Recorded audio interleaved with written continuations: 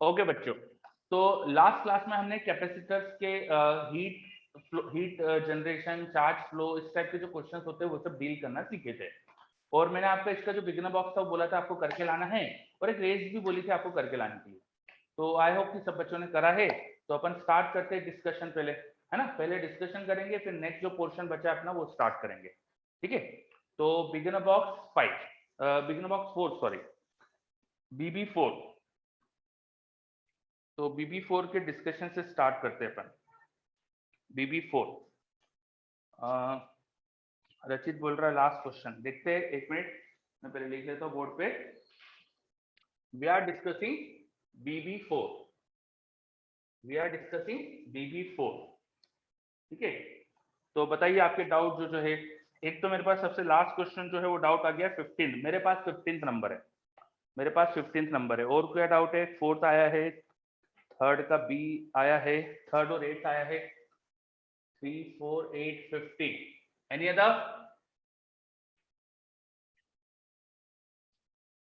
चलो मैं स्टार्ट करता हूं जब तक क्वेश्चन नंबर 3 से। Question number 3. A 10 microfarad condenser is charged to a potential of 100 volt. It is now connected to another uncharged condenser of the common potential reach is 40. अच्छा, the common potential reach is 40. The capacitance of second conductor. तो आपको बताया था ना मैंने कि दो capacitor को जोड़ने वाले क्वेश्चन बहुत आते हैं। तो इस क्वेश्चन में हमें क्या दिया है कि पहला जो कैपेसिटर है वो 100 वोल्ट से चार्ज करा है और दूसरा अनचार्ज है ना। तो जो चार्ज करा हुआ है उस पर चार्ज कितना हो जाएगा? Q इक्वल टू CV से, तो 10 इंटू 100, दूसरे का चार्ज 0 है, तो Q1 plus Q2 upon C1 plus C2। ये पढ़ा था ना अपन ने कि इक्विवेलेंट जो पोटेंशियल आता है दोनों का common potential Q1 plus Q2 upon C1 plus C2, and this should be equal to, उन्होंने दिया हुआ है ना इसकी वैल्यू 40 वोल्ट आ रही है, तो इसको 40 वोल्ट रखोगे तो C मिल जाएगा। देखो ये हो गया क्वेश्चन, ठीक है। तो इसमें समस्या क्या है बेटा गोपाल? Is this clear?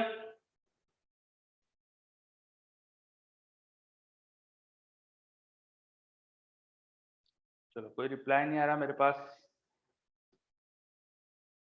ये हाँ वही, फोर्थ ही तो बताया। अच्छा ये मैंने थर्ड पढ़ दिया है, सॉरी थर्ड पढ़ दिया मैंने। थर्ड वाला जिसका भी डाउट था उसको क्लियर क्लियर है, okay. Fourth, a parallel plate condenser of capacity C is connected to battery and it is charged to potential V. Another condenser of capacity 2C is connected to another battery and it is charged to 2V.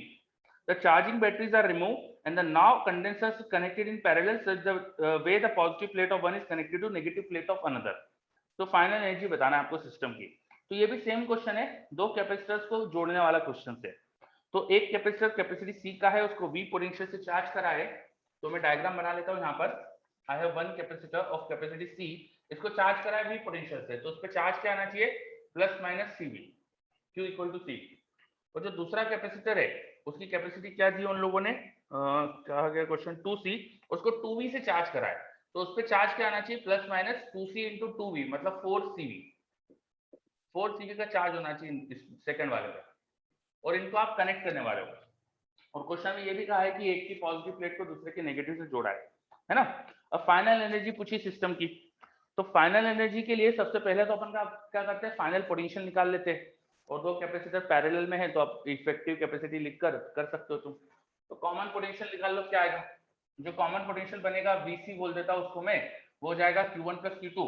तो ये वाले plate का charge देखो positive और उसको negative से जोड़ा है, तो एक प्लेट पे 4CV चार्ज है और दूसरी पे माइनस CV का चार्ज है। Q1 plus Q2 upon C1 plus C2, C plus 2C, ये कॉमन पोटेंशियल आ गया। और कॉमन पोटेंशियल जब आ गया तो तुम्हें फाइनल एनर्जी लिखना है ना सिस्टम की, वो कैसे लिख देंगे? हाफ CV स्क्वायर कर लो। C क्या लिखेंगे? दोनों पैरेलल में तो कैपेसिटी ऐड कर लेना, और V स्क्वायर, अब जो भी कॉमन पोटेंशियल आ रहा है वो लिख देना यहाँ पे, VC स्क्वायर, तो ये आ जाएगी फाइनल एनर्जी। आ रहा है समझ में?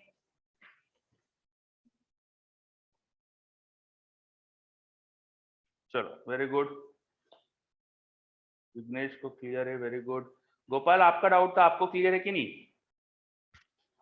सर चार्ज कैपेसिटर है तो अपन पैरेलल लगा सकते हैं क्या?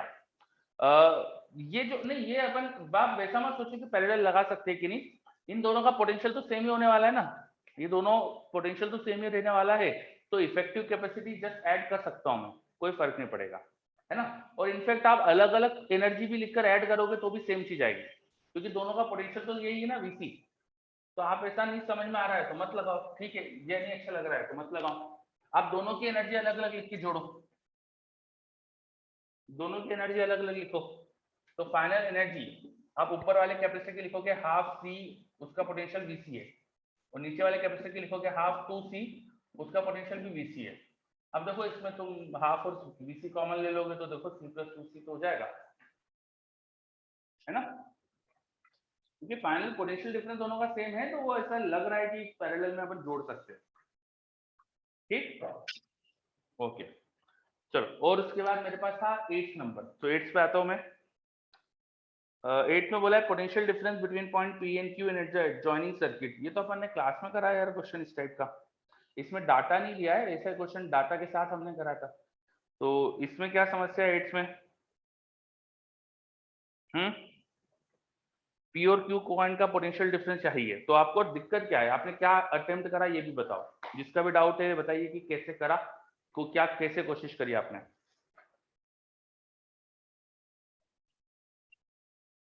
सर आंसर मैच नहीं हुआ, आपने कैसे करा ये बताओ।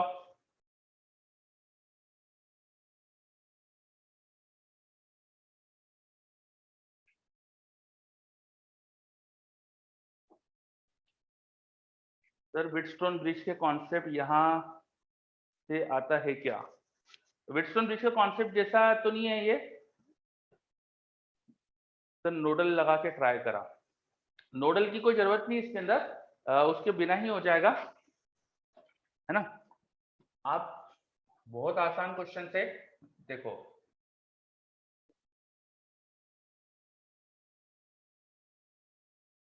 ये कुछ सर्किट दिया है, हमें डाटा वाटा तो लिख नहीं रहा, क्या दिया है आपको, इस बैटरी की वजह से आप अब अच्छा ये दोनों सीरीज में तो इनका इक्विवेलेंट निकाल सकते हो, और जो भी इनका इक्विवेलेंट आएगा तो फिर इन पर पोटेंशियल डिफरेंस ई है, तो दोनों पे चार्ज आ जाएगा, इजंट इट।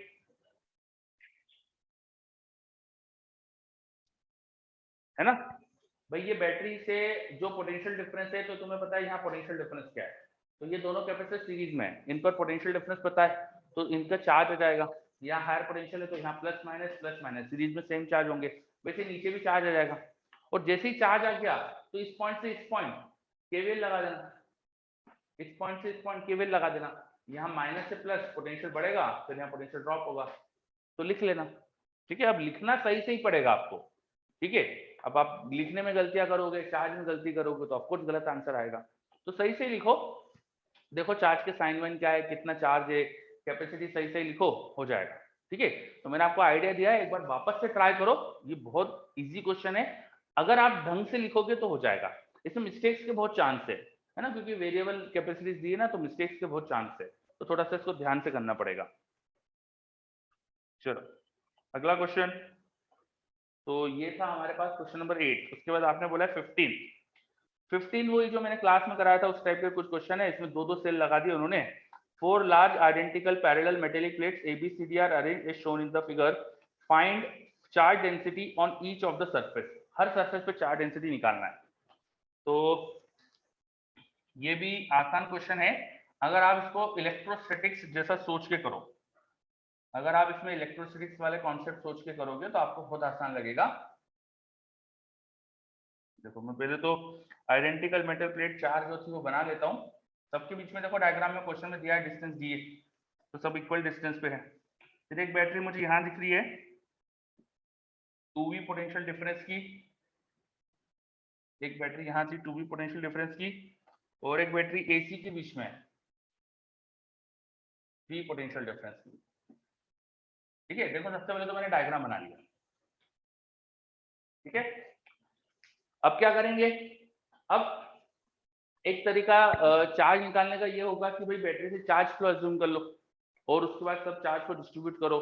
देखो कोई भी बैटरी एक टर्मिनल से पॉजिटिव चार्ज देगी तो दूसरे से उतना चार्ज ले भी लेगी, तो जितना चार्ज बैटरी देती है उतना ही ले भी लेती है, तो नेट चार्ज तो किसी भी सेल का 0 होता है, कोई भी सेल कितना चार्ज देता है, नेट 0, तो सिस्टम पे कोई नेट चार्ज तो आने नहीं वाला है, तो जो भी सिस्टम बैटरी ने चार्ज दिया होगा उसकी वजह से बाहर की सरफेस पे तो 0 चार्ज आ जाएगा। अब मान लो इस सेल ने चार्ज दिया था x, तो यहाँ 0 है तो यहाँ आएगा +x, यहाँ होना चाहिए -x। मान लो इस सेल ने चार्ज दिया था y, यहाँ बाहर 0 है तो यहाँ होना चाहिए y, यहाँ होना चाहिए -y। यहाँ से x इधर अंदर भी जाएगा वापस से, तो इस पर नेट चार्ज -x था, नेट चार्ज -x था, और यहाँ से y चार्ज इधर गया तो उस पर नेट चार्ज -y था। नेट चार्ज जो भी था -y, उसमें से x इस वाले प्लेट पे चला गया, -x इस वाले प्लेट पे चला गया, तो बचा हुआ रहेगा x -y यहाँ पर। तो ठीक उसका ही नेगेटिव x -y यहाँ पर होगा। देखो इन दोनों का एडिशन करके देख लो, नेट चार्ज इसमें -x आ रहा है कि नहीं। देखो ये -x + y और ये -y, तो आ रहा है -x। अब मैंने 4 सब्जेक्ट का जूम कर लिया ना। अब आपको देखो पता है कि इन दोनों के बीच में यहाँ से यहाँ जो पोटेंशियल डिफरेंस है वो d है, और आपको यहाँ से यहाँ का पोटेंशियल डिफरेंस q भी पता है, और यहाँ डिस्टेंस d है, प्लेट एरिया a है, तो ये कैपेसिटर जैसा मान सकते हो, जिसकी कैपेसिटी हो जाएगी ε0 a/d, सब जगह सेम कैपेसिटी। तो यहाँ से यहाँ गया, नेगेटिव से पॉजिटिव प्लेट जा रहा हूँ, पोटेंशियल बढ़ा, फिर नेगेटिव से पॉजिटिव गया, पोटेंशियल बढ़ा, total potential difference is v। तो यहाँ इक्वेशन में लिख सकता हूँ v should be equal to total potential difference q/c लिख देता हूँ पोटेंशियल को, तो x - y/c, और यहाँ पर x/c, ये c की वैल्यू तुम्हें पता है वो रख देना, तो यहाँ से एक इक्वेशन आ जाएगी। ऐसे ही इधर इक्वेशन बना लो, प्लस से माइनस प्लेट जाएंगे तो पोटेंशियल ड्रॉप होगा, और फिर यहाँ बढ़ेगा। तो पहले पोटेंशियल ड्रॉप हुआ -x - y/c प्लस y/c, यहाँ पे ड्रॉप हुआ, यहाँ बढ़ा, इक्वल टू होना चाहिए 2v। देखो दो इक्वेशन है, दो वेरिएबल है, सॉल्व करो, x और y मिल जाएंगे आपको, और जैसे x और y आ गए तो सब जगह से चार्ज आ जाएंगे। आ रहा है क्वेश्चन ये? चलो सोहम बोल रहा है क्लियर है, very good.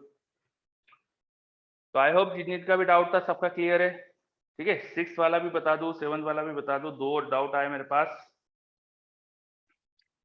6, consider the situation shown in the figure, the switch S is open for a long time and then closed।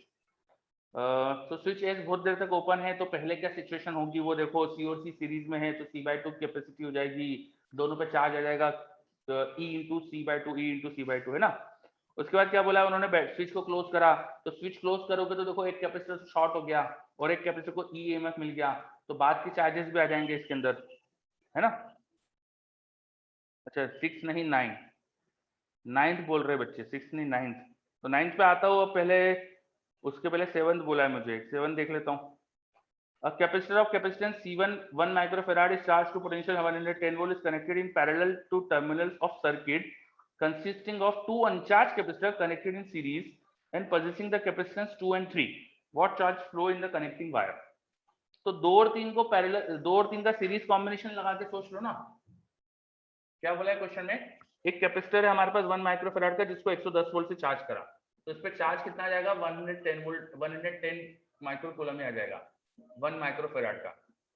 इसको एक सर्किट से जोड़ने वालों में जिसमें 2 कैपेसिटर सीरीज में लगे हुए, 2 कैपेसिटर सीरीज में लगे हुए, कितने कितने कैपेसिटीज उनकी, 7 का क्या era 2 और 3 है ना, 2 और 3 सीरीज में। What charge will flow through connecting wire, तो देखो ये 2 और 3 का सीरीज कॉम्बिनेशन बना लो, और एक सिंगल कैपेसिटर मान लो, यहाँ पे कोई फर्क नहीं पड़ेगा, सिंगल मान लो 2 × 3 अपॉन 2 + 3, 2 + 3 हो जाएगा 5, और फिर ये दो पैरेलल में जोड़ने पे क्या चार्ज फ्लो होता है, अपन करे ऐसे क्वेश्चन, इस पे चार्ज 0 है ना, तो अब हो जाएगा क्या, फाइनल पोटेंशियल निकाल लो, क्या आएगा, वो आएगा Q1 + Q2 upon C1 + C2, 1 + 2 × 3 upon 2 + 3, ये फाइनल पोटेंशियल आ गया। तो फाइनल पोटेंशियल से फाइनल चार्ज आ जाएंगे, ऊपर जो फाइनल चार्ज होगा उसको बोल देते हैं अपन Q1 डैश, तो Q1 डैश होना चाहिए CV 1 × V, और Q2 डैश नीचे जो फाइनल चार्ज होना चाहिए वो भी CV, जो भी पोटेंशियल आ रहा है into capacity, capacity 6/5 into potential V। अब तुम्हें फाइनल चार्ज पता चल गया, पहले यहाँ चार्ज 0 था, बाद में Q2 डैश है, इसका मतलब Q2 डैश चार्ज फ्लो हुआ होगा, तो चार्ज फ्लो कितना हुआ तुम्हें पता चल गया, ठीक है। चलो और कोई डाउट, ये 7 था, एक 9th और बोला था, है ना। 9th में क्या बोला है, a capacitor having capacitance C is charged by battery of EMF 2V, पहले 2V EMF से चार्ज करा उसे, है ना, फिर बैटरी डिस्कनेक्ट कर दिए, now charge capacitor is connected with another battery of EMF V, the positive plate of capacitor is connected to negative terminal battery and vice versa, the amount of heat produced after the connecting the battery, ठीक है। तो इसमें समस्या क्या है, इसमें doubt क्या है? मुझे लग रहा है ऐसा क्वेश्चन तो हुआ है हमारा, बिगिनर बॉक्स 1 में इसी टाइप का क्वेश्चन था शायद। इसमें क्या डाउट है?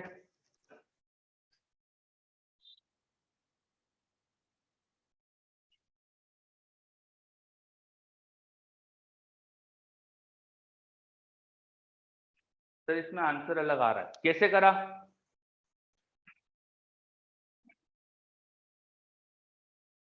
और आंसर अलग आ रहा है, इसका मतलब हमने कुछ गलत करा है, सिंपल सी बात है। तो कैसे करा?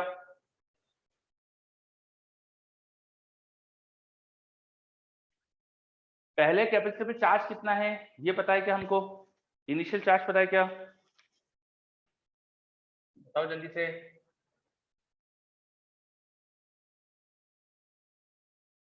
इनिशियल चार्ज पता है क्या इस कैपेसिटर पे? हाँ 2 सीवी का चार्ज है, बिल्कुल सही है ना। अब 2 सीवी का चार्ज है और बाद में क्या होना चाहिए? बाद में क्या होना चाहिए? शुरू का डायग्राम कुछ ऐसा है कि यहाँ प्लस या माइनस 2 सीवी का चार्ज है, और जब मैं स्विच ऑन करूंगा तो after the switch is on the system will look like this. अब क्या चार्ज होना चाहिए इस पे? V पोटेंशियल डिफरेंस है ना, तो अब क्या चार्ज होना चाहिए? पोटेंशियल डिफरेंस V है, कैपेसिटी C है, तो मुझे ऐसा लगता है CV चार्ज होना चाहिए, इजंट इट? यहाँ गलती से दोनों तरफ मैंने प्लस दिखा दिया, एक पे प्लस एक पे माइनस, और अब इधर CV होना चाहिए और यहाँ माइनस CV होना चाहिए। तो जहां पहले प्लस चार्ज था वहां अब नेगेटिव है, जहां नेगेटिव था वहां पॉजिटिव है। कितना फ्लो हुआ होगा इसका मतलब? 3 CV का चार्ज फ्लो हुआ होगा। Initial final charge minus initial charge करके कितना फ्लो हुआ, तो वर्क डन बाय सेल निकाल लो। Charge flow into potential difference. Initial energy लिखो कितनी है, 2v से चार्ज है तो हाफ c इंटू 2v का स्क्वायर। फाइनल एनर्जी लिखो हाफ cv स्क्वायर। और मुझे लगता है अब आगे आप कर सकते हो। ये समझ में आ रहा है क्या? इसके आगे क्या करना चाहिए बताओ? इसके आगे क्या करना चाहिए हमको? हीट पूछी गई है, delta U, yes, work done minus delta U, बिल्कुल सही।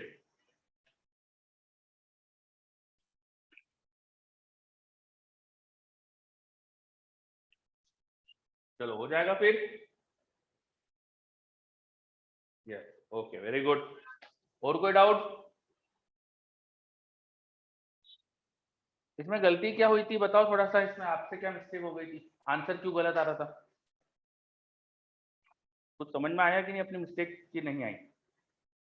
सर वो लैंग्वेज में था कि जैसे उसमें बता रखा है कि जो पॉजिटिव टर्मिनल है कैपेसिटर का, हाँ वो पॉजिटिव जो प्लेट है वो कैपेसिटर की वो बैटरी के नेगेटिव टर्मिनल से कनेक्टेड थी, तो मैंने हाँ, सेकंड केस में उसको वैसे कनेक्ट कर दिया था।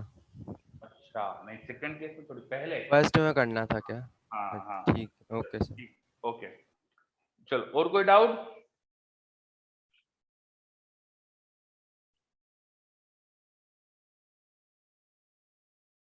चलो गोपाल पूछ रहा है सर कनेक्ट करने पे कैपेसिटी सेम ही रहेगी या फिर कभी चेंज हो सकती है?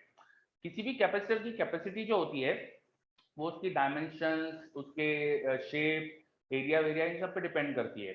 जैसे parallel plate capacity epsilon not a by D. तो जब तक आप इन सब चीजों में चेंज नहीं करोगे तो कैपेसिटी चेंज नहीं होगी, चाहे किसी से भी कनेक्ट कर दो ले जाके, है ना। चलो मेरे पास एक डाउट आ रहा है, क्वेश्चन 13 में 2 होना चाहिए, ऐसा कुछ लिखा है, देखता हूँ मैं क्या क्वेश्चन है। A capacitor stores 60 microcoulomb charge when connected across a battery. When the gap between the plates is filled with a dielectric, a charge of 120 microcoulomb flows through the battery. अच्छा, the dielectric constant of material inserted is 3 होना चाहिए, इसका answer सही दिया है, 2 नहीं 3 दिया है। असीम आप ये सोचो, यस फाइनल चार्ज क्या आएगा ये देखो, फाइनल चार्ज 120 का फ्लो हुआ है तो 120 फाइनल नहीं होगा, 120 का एक्स्ट्रा फ्लो हुआ है, पहले से भी तो चार्ज था, तो समझे? ओके है ना, पहले से प्लस 60 का चार्ज था, 120 का और आ गया, दैट इज 180 का चार्ज हो गया, बाद में 180 माइक्रोकूलम चार्ज है, इनिशियल 60 था, डिवाइड करो 3 आ रहा है, मतलब कैपेसिटी 3 टाइम बढ़ गई, चार्ज 3 टाइम बढ़ा, मतलब कैपेसिटी 3 टाइम बढ़ी, तो डायरेक्टली कांस्टेंट इज 3। ठीक, चलो, तो अब आगे बढ़े अपन। हो गए आपके सारे डाउट्स? कुछ इसमें पूछना है आपको? इलस्ट्रेशंस कुछ कर रहे हो आपने, उसमें कोई डाउट हो? सब क्लियर? आप लोगों को इलस्ट्रेशंस भी करना चाहिए मॉड्यूल में जितने दिए हैं। कोई डाउट नहीं आ रहा मेरे पास। रेस डिस्कस कर ले। रेस में कोई डाउट?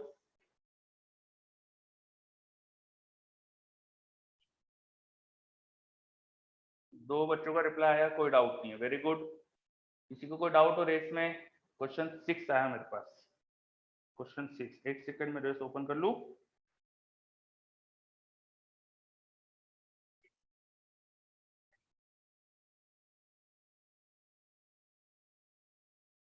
रेस का question number 6। Four plates are located at a distance d apart from one another. Extreme plates are interconnected and potential difference V is applied to inner plates. The electric field E between plate 1 and 2. 1 and 2 plates के बीच में electric field पूछी है। हाँ, race 1 का question 6 doubt है मेरे पास। हाँ ठीक है। तो इसमें इलेक्ट्रिक फील्ड बतानी है आपको, तो उन दो प्लेट्स के बीच का पोटेंशियल डिफरेंस क्या है वो देखो, और divide by distance between plates कर दो। पोटेंशियल डिफरेंस अपॉन डिस्टेंस कर दोगे तो तुम्हें इलेक्ट्रिक फील्ड मिल जाएगी। अब पोटेंशियल डिफरेंस के लिए आपको है ना इसका सिस्टम का डायग्राम बनाना पड़ेगा। तो 1 2 3 4 4 प्लेट पैरेलल इस तरह से दिख रही है मुझे। यहाँ बैटरी जैसे लगाई है आपने और इनको आपस में जोड़ा है। तो अगर इफेक्टिव बनाओगे तो कोई एक कैपेसिटर एक कैपेसिटर एक कैपेसिटर, 3 कैपेसिटर से यहाँ पर एक कैपेसिटर तो डायरेक्टली ए और बी पॉइंट्स के बीच में है। ये यहाँ जो कैपेसिटर बनेगा डायरेक्टली ए बी के बीच में है। और फिर ये कैपेसिटर इसकी एक प्लेट दूसरे से कनेक्टेड है और वो बी पर है। तो ये दो कैपेसिटर आपस में सीरीज में है ए बी के बीच में, लाइक दिस। ये जो कैपेसिटर यहाँ बन रहा है, ए से एक प्लेट कनेक्ट, ए के सामने एक प्लेट है, ए के सामने एक प्लेट, वो दूसरी प्लेट से कनेक्टेड है और उसके सामने बी वाली कनेक्टेड प्लेट है। तो ये दोनों सीरीज में। अब यहाँ अगर पोटेंशियल डिफरेंस V लगाता हूँ मैं, तो सीरीज में यहाँ V/2 का पोटेंशियल डिफरेंस होगा। तो पोटेंशियल डिफरेंस V/2 है और डिस्टेंस प्लेट्स के बीच में D है, तो V/2 upon D, that should be electric field. V/2 upon D, that should be electric field. Clear? Okay, चलो और कोई डाउट रेस में? इलेवेंथ नंबर डाउट आया मेरे पास। Consider the situation shown in the figure. The capacitor A has a charge Q on it, whereas B is uncharged. The charge appearing on the capacitor B a long time after switch is closed. तो बीच में एक switch दिखाया है, उसको close करा जा रहा है, तो कैपेसिटर बी पे चार्ज क्या होगा? मेरा एक अभी डाउट है कि प्लेट ए और बी का पोटेंशियल डिफरेंस कुछ है क्या शुरू में? प्लेट ए और बी में कुछ पोटेंशियल डिफरेंस है क्या? क्या कोई ए और बी के बीच में कोई इलेक्ट्रिक फील्ड है वहां पर? क्या ए और बी के बीच में कोई इलेक्ट्रिक फील्ड है वहां पर? कैपेसिटर की प्लेट्स पे आमने सामने जो चार्ज होता है उसकी वजह से बाहर तो कोई इलेक्ट्रिक फील्ड बनती नहीं ना। तो ए और बी के बीच में तो कोई इलेक्ट्रिक फील्ड है नहीं ना। तो समझ में आ रहा है? जिन प्लेट्स को आप जोड़ने वाले हो उनके बीच में कोई इलेक्ट्रिक फील्ड है क्या?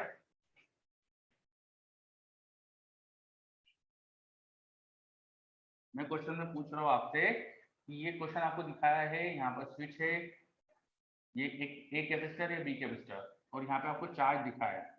तो इन प्लस माइनस चार्ज की वजह से यहाँ कोई इलेक्ट्रिक फील्ड होती है क्या? ये मेरा क्वेश्चन है, यहाँ इलेक्ट्रिक फील्ड होती है क्या? नो, है ना? तो यहाँ इलेक्ट्रिक फील्ड नहीं होती तो यहाँ पोटेंशियल डिफरेंस भी नहीं है। और जब पोटेंशियल डिफरेंस नहीं है तो उन्हें कनेक्ट करो या नहीं करो कोई फर्क नहीं पड़ेगा। पोटेंशियल डिफरेंस जीरो मतलब potential is same. Potential difference zero मतलब पोटेंशियल इज सेम। तो इनके बीच में ऑलरेडी पोटेंशियल सेम है, तो कनेक्ट कर दोगे तो भी कोई फर्क पड़ना नहीं चाहिए, कोई चार्ज फ्लो होगा नहीं, कुछ नहीं होगा। ठीक है, very good. Okay, race one में और कोई डाउट?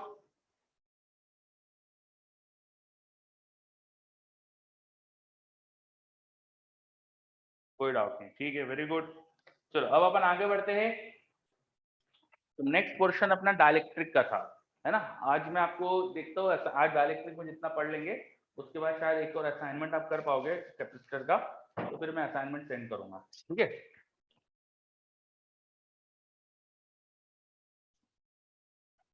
तो लिखिए डाइलेक्ट्रिक।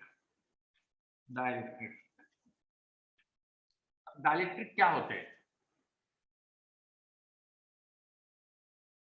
तो dielectrics are material which dielectrics are material which may have dipoles, which may have dipole, or some dipoles are generated or induced when material is placed in electric field. When material is placed in electric field. Dielectrics ऐसे material है जिनमें या तो पहले से dipoles होते हैं या उन्हें इलेक्ट्रिक फील्ड में रखो तो उनमें डायपोल मोमेंट आ जाता है, उनमें डायपोल बन जाते हैं। ठीक है, ऐसे मटेरियल को हम बोलते हैं डाइलेक्ट्रिक। ऐसे मटेरियल को हम बोलते हैं डाइलेक्ट्रिक। जैसे एक बहुत अच्छा एग्जांपल है डाइलेक्ट्रिक का वाटर। वाटर बहुत अच्छा एग्जांपल है। वाटर के मॉलिक्यूल, हर मॉलिक्यूल एक में डायपोल मोमेंट होता है। वाटर के हर मॉलिक्यूल में डायपोल मोमेंट होता है, आप जानते ही। तो वाटर खुद एक डाइलेक्ट्रिक है क्योंकि उसमें ऑलरेडी डायपोल मोमेंट है। कुछ ऐसे भी मटेरियल है जिनमें डायपोल मोमेंट होता नहीं है, एटम्स का, मॉलिक्यूल्स का डायपोल मोमेंट होता नहीं है, लेकिन जब इलेक्ट्रिक फील्ड में रख दो तो उनमें डायपोल मोमेंट आ जाता है। इलेक्ट्रिक फील्ड में रख दो तो डायपोल मोमेंट आ जाता है। तो या तो तुम्हारे मटेरियल के अंदर पहले से डायपोल बने हुए हो, पहले से ही मटेरियल के जो एटम्स, मॉलिक्यूल जो भी है, जो भी आप कहना चाहो, ठीक है, ये ऑलरेडी डायपोल्स बने हुए हैं। ऑलरेडी मटेरियल के अंदर डायपोल है। ये सारे मैंने एटम से मॉलिक्यूल्स दिखाए हैं जिनमें प्लस माइनस चार्ज इस तरह से सेपरेटेड है।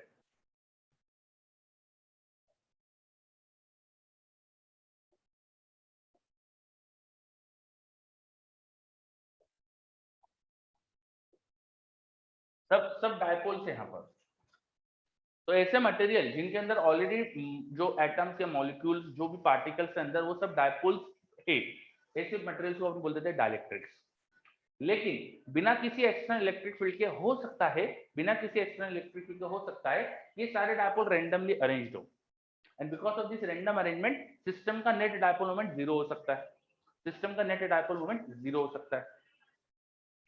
ठीक है, एक सिचुएशन तो ये हो गई। तो ऐसे मटेरियल जिनमें पहले से ही डायपोल मोमेंट होते हैं इनको बोलते हैं पोलर डाइलेक्ट्रिक, जिनमें ऑलरेडी डायपोल मोमेंट होता है। फिर कुछ ऐसे मटेरियल भी होते हैं जिनमें डायपोल मोमेंट होता तो नहीं है, उसके सारे एटम न्यूट्रल है, हर एटम में कोई डायपोल मोमेंट नहीं, एटम या मॉलिक्यूल में। लेकिन जब उठा के इस मटेरियल को तुम इलेक्ट्रिक फील्ड में रखो, इसी मटेरियल को उठा के आपने इलेक्ट्रिक फील्ड में भेजा, यहाँ पे ऐसे स्पेस में आपने मटेरियल को भेज दिया जहां ऑलरेडी एक इलेक्ट्रिक फील्ड एग्जिस्ट कर रही है, यहाँ इलेक्ट्रिक फील्ड है। ठीक है, यहाँ पे इलेक्ट्रिक फील्ड दिखाई दे रहा है। तो बिकॉज ऑफ इलेक्ट्रिक फील्ड, जो एटम्स है, इलेक्ट्रिक फील्ड की वजह से उनमें सभी में इलेक्ट्रिक फील्ड की डायरेक्शन में पॉजिटिव चार्ज से फोर्स लग रहा है। तो सारे पॉजिटिव चार्ज इलेक्ट्रिक फील्ड की डायरेक्शन में शिफ्ट हो गए और नेगेटिव चार्ज अपोजिट आ गए, मटेरियल में डायपोल मोमेंट आ गया। तो ऐसे मटेरियल को बोलते हैं नॉन पोलर। ये पोलर और ये नॉन पोलर। पोलर को भी जब आप यूनिफॉर्म इलेक्ट्रिक फील्ड में डाल दोगे, इसको भी उठा के अगर तुम इलेक्ट्रिक फील्ड में डाल दोगे, इसको भी उठा के अगर तुमने इलेक्ट्रिक फील्ड में डाल दिया, तो यहाँ के सारे डायपोल मोमेंट इलेक्ट्रिक फील्ड की डायरेक्शन में अलाइन होने की कोशिश करेंगे। यहाँ के सारे जो डायपोल थे वो सब इलेक्ट्रिक फील्ड की डायरेक्शन में अलाइन होने की कोशिश करेंगे। तो जब अपन इलेक्ट्रिक फील्ड में पुट कर देते हैं, उसके बाद पोलर और नॉन पोलर में कोई फर्क नहीं। यस, तो वाटर डाइलेक्ट्रिक्स, डाइलेक्ट्रिक्स ऐसे मटेरियल होते हैं जिनमें या तो ऑलरेडी डायपोल मोमेंट होता है या डायपोल मोमेंट इंड्यूस हो जाता है। ठीक है, कब? जब इन्हें अपन एक्सटर्नल इलेक्ट्रिक फील्ड में प्लेस करें।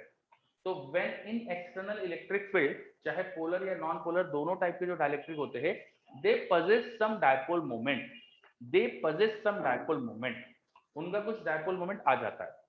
This types of material are called dielectrics. Sir फिर तो सारे ही मटेरियल डाइलेक्ट्रिक होना चाहिए। यस, जो कंडक्टर नहीं है वो डाइलेक्ट्रिक है, जो कंडक्टर नहीं है वो डाइलेक्ट्रिक है। ये सब इंसुलेटर्स है, इनमें कोई कंडक्शन नहीं हो रहा है, ये इंसुलेटर्स है। ठीक है, चलो। तो डाइलेक्ट्रिक क्या होता है ये समझा अपन ने।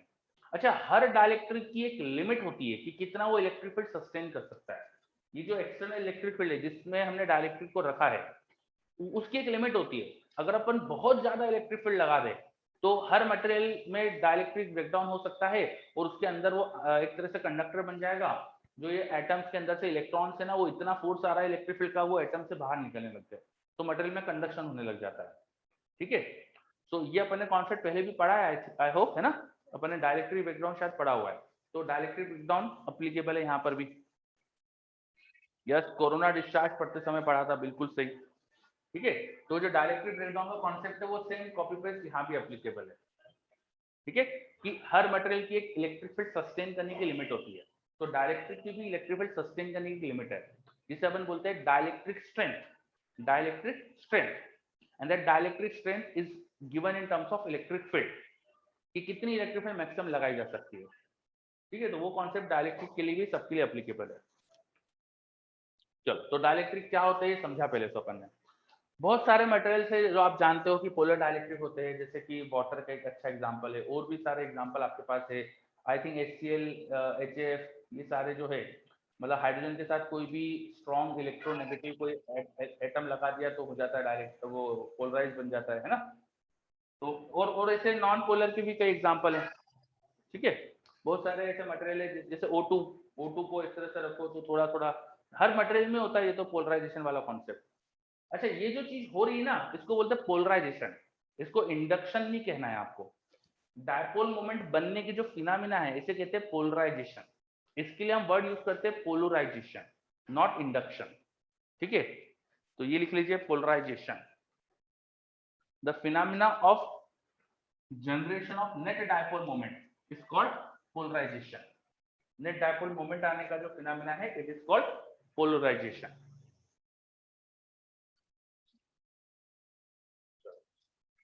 अब मान लो कि हमारे पास एक डाइलेक्ट्रिक की स्लैब है, मतलब जो मैंने डायग्राम में दिखाया बिल्कुल वैसे ही स्लैब है। डाइलेक्ट्रिक कैसे भी शेप का हो सकता है। मान लो कि एक स्लैब है ना, एक स्लैब है, और इस स्लैब को हमने इलेक्ट्रिक फील्ड में रखा, तो इस तरह से उसमें डायपोल मोमेंट बनते हैं। And now because of the dipole moment उसकी सरफेस पर हमें कुछ कुछ चार्ज दिखने लगता है। इधर की सरफेस पे देखेंगे तो ये सारे नेगेटिव चार्ज आने की वजह से यहाँ नेगेटिव चार्ज दिखने लगता है, और यहाँ अपन को पॉजिटिव चार्ज दिखने लगता है। सही बात है क्या, है ना। हमें कुछ डायपोल कुछ यहाँ पे सरफेस पे चार्ज दिखने लगता है। यहाँ जो सरफेस पे चार्ज आया है उसको बोल देंगे पोलराइजेशन का charge, charge due to polarisation है। तो यहाँ सरफेस पे हमें प्लस कुछ चार्ज दिख रहा है, और मैं P लगा रहा हूँ सबस्क्रिप्ट में, क्योंकि पोलराइजेशन की वजह से आ रहा है। यहाँ वाली सरफेस पे -QP चार्ज बोल सकते हैं अपन। तो due to the polarisation dielectric की सरफेस पे हमें चार्ज दिख रहा है,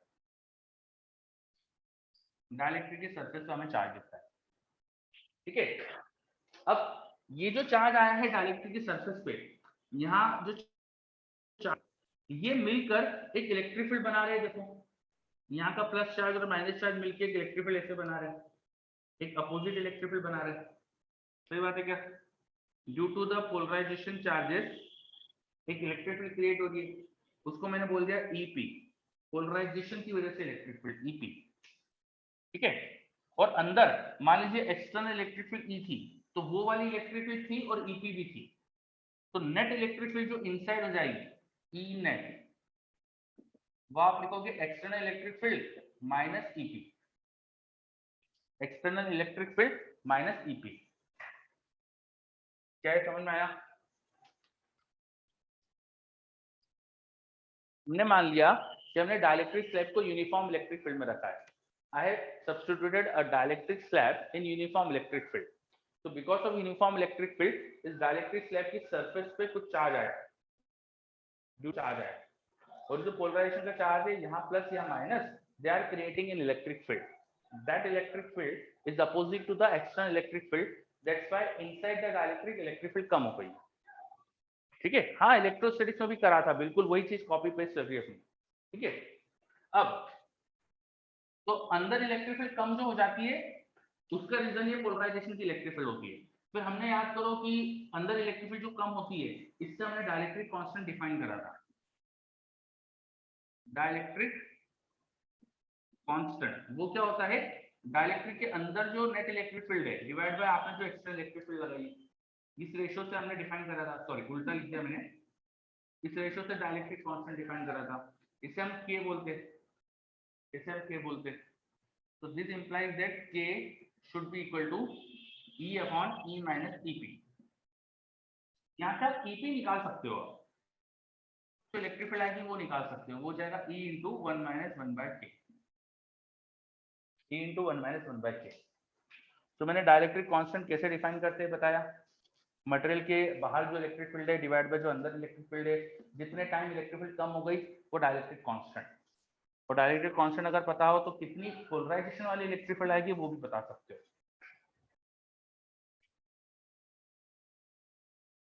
ठीक है, चलो चलो अब ये जो डाइलेक्ट्रिक कांस्टेंट होता है हमने पढ़ा था, ये एक से बड़ा नंबर होता है तो कभी भी ये ईपी जीरो नहीं आएगा, है ना, ईपी जीरो नहीं आएगा। अच्छा, ये जब के इनफाइनाइट टाइप हो जाएगा, जब इनफाइनाइट टाइम हो जाएगा के, तो ईपी और ई दोनों बराबर हो जाएंगे, के इनफाइनाइट। तो ऐसा किसमें होता है, कंडक्टर्स में होता है, उनके लिए के इनफाइनाइट होता है। और कंडक्टर्स के इज इनफाइनाइट, उनमें नेट इलेक्ट्रिक फील्ड अंदर जीरो हो जाती है कंडक्टर्स के, तो कंडक्टर का डाइलेक्ट्रिक कांस्टेंट हम इनफाइनाइट बोलते हैं।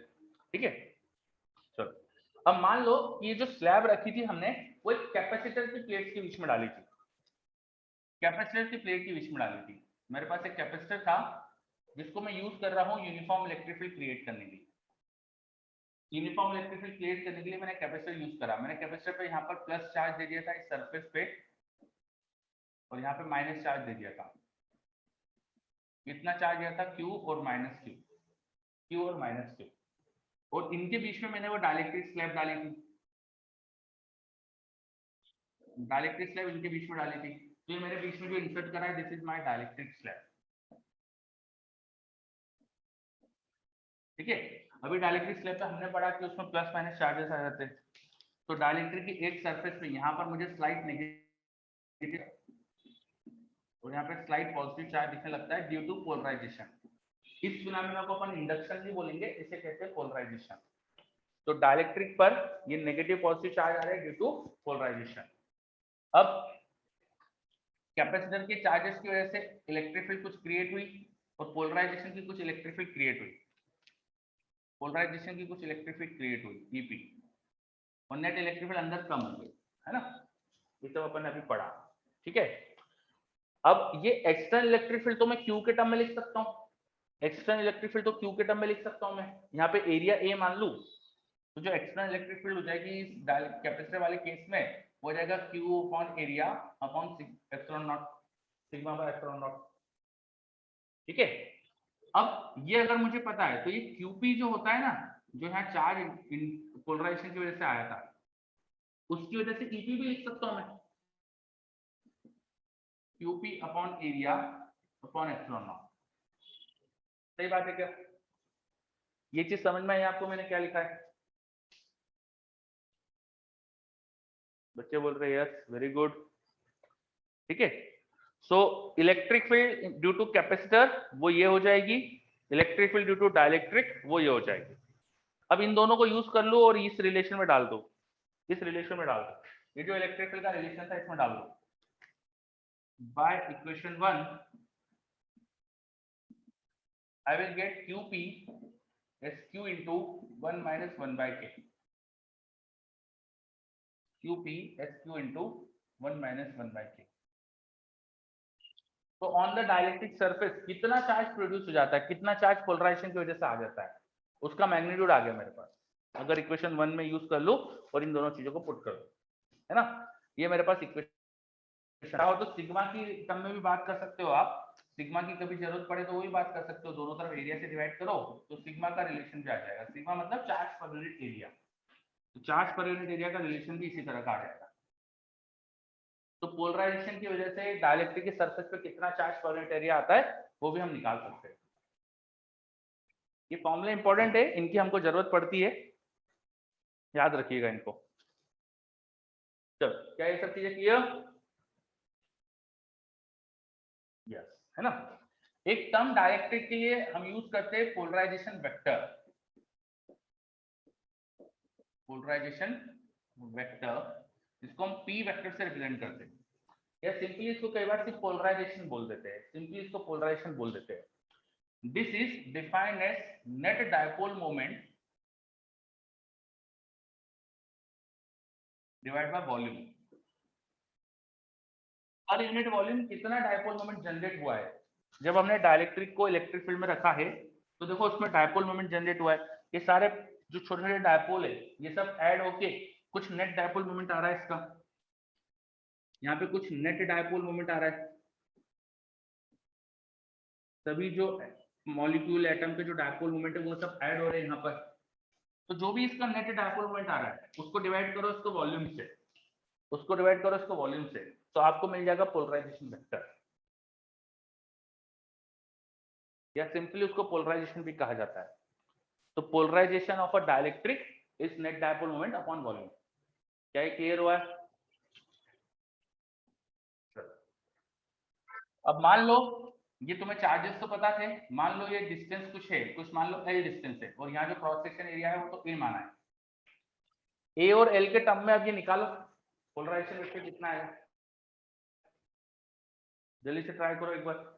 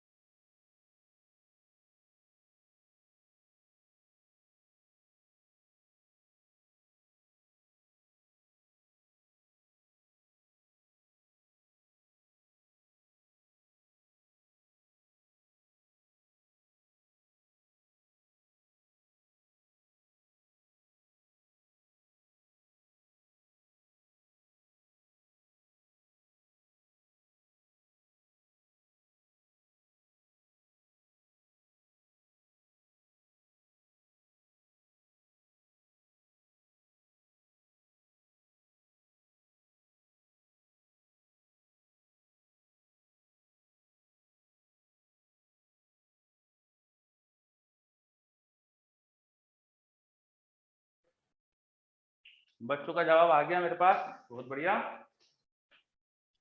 मैंने आपसे पूछा था डायपोल मोमेंट नेट कितना जनरेट हुआ है, वॉल्यूम कितना जनरेट हुआ है, वॉल्यूम कितना है, उसको डिवाइड करके पोलराइजेशन वेक्टर निकालो। तो यहाँ पे चार्ज जो जनरेट हुए देखो क्यूपी और माइनस क्यूपी थे ना, इन चार्जेस के बीच में डिस्टेंस एल थी, है ना। तो अपन यहाँ डायपोल मोमेंट जो नेट जनरेट होगा वो लिख सकते हो ना, charge into distance, charge into distance. जो यहाँ पे पी नेट जनरेट होगा, डायपोल मोमेंट नेट जो जनरेट होगा वो जाएगा पोलराइजेशन वाला चार्ज इंटू एल वेक्टर। इसका अगर मैग्नीट्यूड देखोगे तो लिख सकते हो मैग्नीट्यूड कितना आएगा, QP into L, divide it by volume. Volume कितना होगा इसका, एल इंटू एरिया, वॉल्यूम कितना होगा एल इंटू एरिया, इनको डिवाइड करो तो पोलराइजेशन वेक्टर जो नेट जनरेट हुआ है divide by volume L, divide करो, देखो क्यूपी बाय ए, और QP by A was sigma, sigma P, magnitude की बात कर रहा हूं मैं, तो it is equal to sigma P.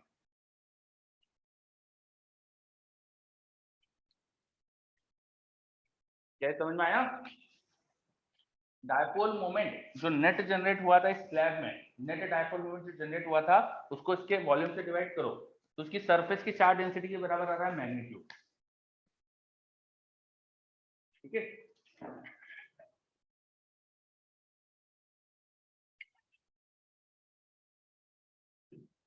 चलो, तो पोलराइजेशन वेक्टर का मतलब क्या होता है, पोलराइजेशन क्या होता है वो समझा अपन ने। ये इसकी यूनिट डायमेंशन भी बता सकते हो आप, तो आप ये देखो एग्जैक्टली मैग्नीट्यूड सिग्मा पी के बराबर है, तो चार्ज पर यूनिट एरिया ये वाला मीटर स्क्वायर, है ना। इन सब का रिलेशन आ गया। ये पोलराइजेशन वेक्टर कितना होगा ये भी लिख सकते हो, ठीक है। तो ये जो भी अपन ने चीजें पढ़ी है इन सब पे क्वेश्चन कई बार मिलते हैं हमको, या इनकी जरूरत पड़ जाती है, तो ये सारा बेसिक्स अपन को डायरेक्ट्रिक का पता होना चाहिए। और अब आपको ये पूरा समझ में आ रहा है कि डायरेक्टर के अंदर इलेक्ट्रिक फील्ड कम क्यों होती है। हमने इलेक्ट्रोस्टैटिक में पढ़ा था, कैपेसिटर में फिर से पढ़ लिया कि डायलेक्ट्रिक के अंदर पोलराइजेशन की वजह से एक इलेक्ट्रिक फील्ड अपोजिट क्रिएट होती है, जिसकी वजह से नेट इलेक्ट्रिक फील्ड अंदर कम हो जाती है, ठीक है। सब चीज क्लियर, हटा दो। डाइलेक्ट्रिक का कुछ बेसिक्स अपन ने कवर करा है। अब आगे आते हैं, ये हमने क्यों करा, क्योंकि कैपेसिटर्स तो हम बिना डाइलेक्ट्रिक के यूज करते ही नहीं है, क्योंकि हमें कैपेसिटी ज्यादा रखने के लिए डाइलेक्ट्रिक को इंसर्ट करना ही पड़ता है। तो कैपेसिटर्स में डाइलेक्ट्रिक का बहुत बड़ा रोल है ना, इसलिए हम यहाँ पर ये सारी चीजें समझ रहे हैं।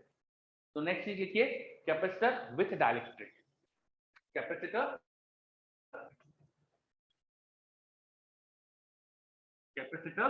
With dielectric.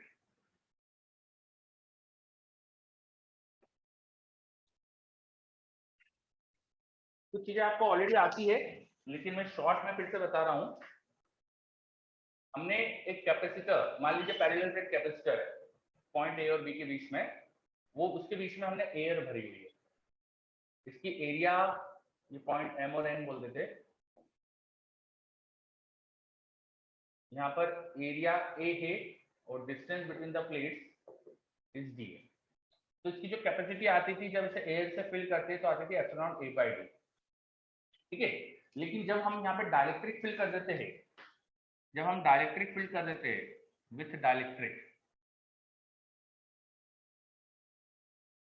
हमने अंदर को डाइलेक्ट्रिक फिल कर दिया, मान लीजिए के डाइलेक्ट्रिक फिल कर दिया,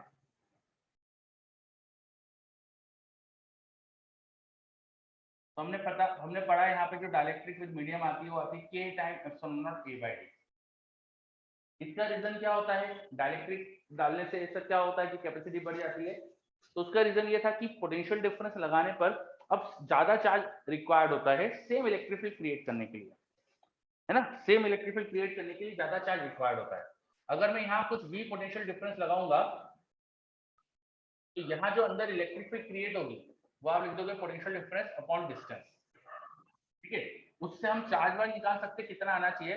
तो कैपेसिटी प्लेट का जो चार्ज आना चाहिए वो होना चाहिए सिग्मा इंटू एरिया, और सिग्मा हो जाएगा electric field into epsilon not, ठीक है। लेकिन अब डाइलेक्ट्रिक के साथ क्या होता है कि अंदर इलेक्ट्रिक फील्ड कम हो जाएगी, सेम चार्ज अगर आया तो इलेक्ट्रिक फील्ड कम आएगी, क्योंकि डाइलेक्ट्रिक ना कि नेट इलेक्ट्रिक फील्ड कम हो जाती है, नेट इलेक्ट्रिक फील्ड कम हो जाती है। तो इलेक्ट्रिक फील्ड के कम होने की वजह से हमें ज्यादा चार्ज रखना पड़ता है कैपेसिटी की प्लेट्स पे, ज्यादा चार्ज रखना पड़ता है। अगर आपको सेम पोटेंशियल डिफरेंस क्रिएट करना है, जितना ऊपर था उतना ही नीचे क्रिएट करना है,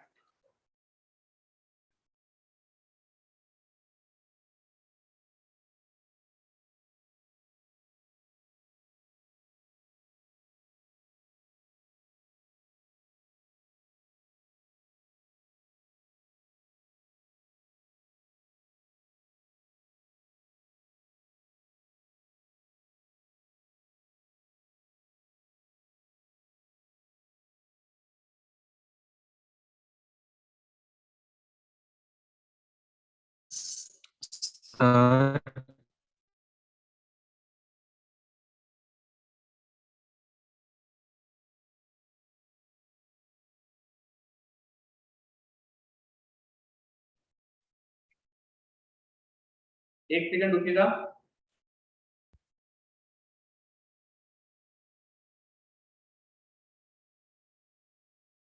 ओके, वेट वेट, एक सेकंड रुकिए।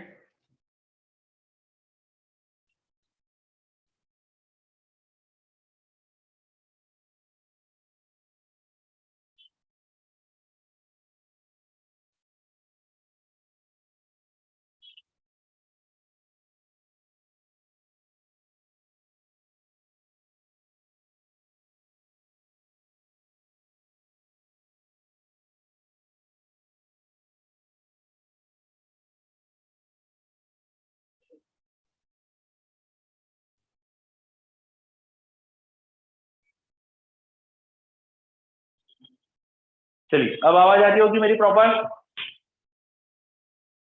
यस, हाँ, ठीक है। तो अपनी बात चल रही थी कि कैपेसिटी बढ़ क्यों जाती है डाइलेक्ट्रिक इंसर्ट करने से। वो आपको ऑलरेडी आता था, बट अपन डाइलेक्ट्रिक पढ़ रहे हैं तो एक बार वापस से उसे रिकैप कर रहे थे हम। तो डाइलेक्ट्रिक इंसर्ट करने की वजह से कैपेसिटर की प्लेट्स के बीच में इलेक्ट्रिक फील्ड कम हो जाएगी, अगर सेम चार्ज जो यहाँ आया उतना ही आए। उतना ही चार्ज अगर आया है यहाँ पर तो इलेक्ट्रिक फील्ड तो कम आएगी, कम इलेक्ट्रिक फील्ड होने से पोटेंशियल डिफरेंस कम हो जाएगा, पोटेंशियल डिफरेंस कम होगा, बट बैटरी पोटेंशियल डिफरेंस भी ही बनाना चाहती है, तो बैटरी चार्ज ज्यादा सप्लाई करती है। चार्ज ज्यादा सप्लाई करती है, के टाइम ज्यादा चार्ज सप्लाई करती है, इसलिए कैपेसिटी के टाइम ज्यादा। क्या ये चीजें क्लियर? बोलो, है ना। यहाँ पर जो अब चार्ज सप्लाई होता है क्यू डैश, वो पहले से के टाइम ज्यादा होता है, और के टाइम ज्यादा होने से, चार्ज ज्यादा होने से जो अब इलेक्ट्रिक फील्ड आती है वो सेम आ जाती है। अभी भी electric field potential difference upon D बनती है, ठीक है, लेकिन वो डाइलेक्ट्रिक में जाके कम ये दिस इज ऑल्सो के क्यू अपॉन एरिया अपॉन के एप्सिलॉन नॉट।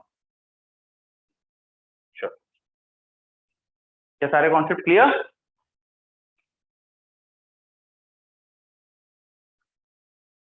ओके, मेरी वॉइस क्लियर है? देवेश बोल रहा है क्रैक हो रही है, माय वॉइस इज क्लियर? बीच में क्रैकिंग है ऐसा कुछ तो नहीं लग रहा? ऑल राइट, ओके, ठीक है।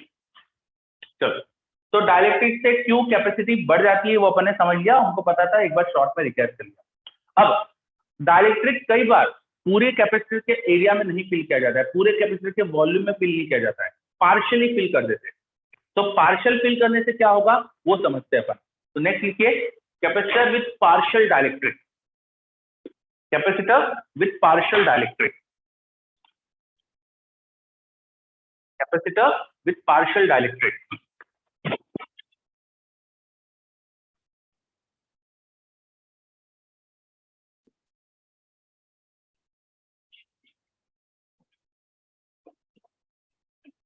कैपेसिटर विथ पार्शियल डाइलेक्ट्रिक, तो उसमें केस 1 देखेंगे अपन पहले। Case 1 distance division, distance division, case 1 distance division. क्या कर रहे हैं हम यहाँ पे, हम एसी डाइलेक्ट्रिक स्लैब इंसर्ट करने वाले हैं कैपेसिटर में। ये पैरेलल प्लेट कैपेसिटर बनाया मैंने, इसमें मैं एसी डाइलेक्ट्रिक स्लैब इंसर्ट कर रहा हूँ जो पूरी विड्थ जो प्लेट के बीच की जो डिस्टेंस थी उसको एक्वायर नहीं कर रही है। यहाँ पर मैंने जो डाइलेक्ट्रिक स्लैब डाली है, देखिए मैंने एक डाइलेक्ट्रिक स्लैब इंसर्ट करी है, और इसकी जो विड्थ है डाइलेक्ट्रिक स्लैब की ये कम है। This width is let's say T, and जो total distance between the plate थी वो डी थी, ठीक है। कैपेसिटर की जो मेटल प्लेट है उनके बीच की डिस्टेंस डी है, और डाइलेक्ट्रिक केवल टी थिकनेस में है। एरिया सेम है, जितना प्लेट का एरिया था उतना ही क्रॉस सेक्शन एरिया यहाँ पे, उतना ही आप उसको साइड से पूरा एरिया देखोगे तो सेम है। तो इस तरह के डाइलेक्ट्रिक फिल करने के सिचुएशन को अपन बोलते हैं डिस्टेंस डिवीजन। इसमें क्या होता है, जो पूरी डिस्टेंस बिटवीन प्लेट्स थी ना वो डिवाइड हो गई एयर डाइलेक्ट्रिक एयर में, है ना, इसलिए इसको बोलते हैं डिस्टेंस डिवीजन। क्या ये कॉन्सेप्ट समझ में आया? डिस्टेंस डिवीजन का मतलब समझ में आ रहा है? यस, वेरी गुड, है ना। अब इसे हैंडल कैसे करना है, इसकी कैपेसिटी क्या है कि वो कैसे निकाले।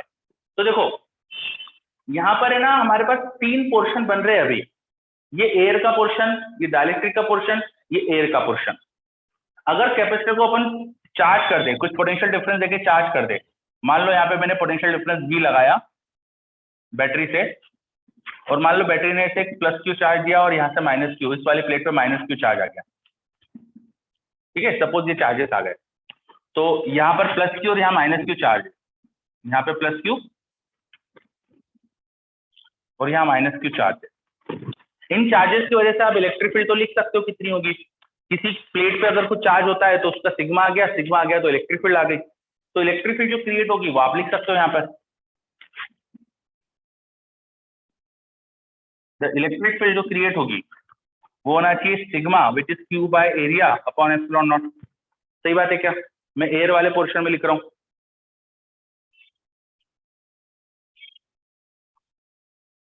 ठीक है। ये इलेक्ट्रिक फील्ड क्रिएट हुई। अब ये इलेक्ट्रिक फील्ड इस इन 2 रीजन में है, एयर वाले रीजन में है, लेकिन बीच में जो रीजन है जहां डाइलेक्ट्रिक फील्ड है वहां तो इलेक्ट्रिक फील्ड इसकी के टाइम कम हो जाएगी। यहाँ इलेक्ट्रिक फील्ड होगी E बाय के, E बाय के।